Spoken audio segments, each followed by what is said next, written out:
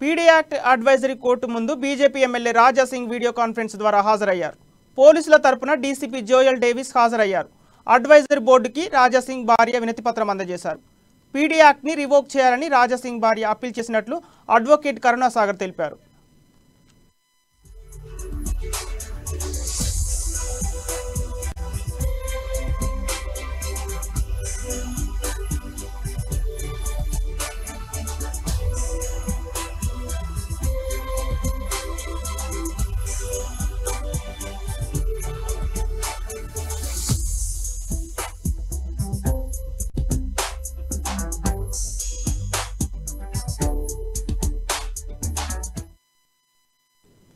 రాజకీయ దురుద్దేశంతో PD act పెట్టారని రాజా సింగ్ బోర్డుకు తెలిపినట్లు కరుణాసాగర్ తెలిపారు.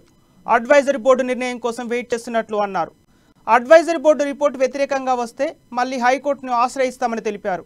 ఇప్పటికే హైకోర్టులో రిట్ పిటిషన్ దాఖలు చేశామన్న ఆయన దీనిపై ప్రభుత్వం ఇంకా కౌంటర్ దాఖలు చేయాల్సి ఉందన్నారు.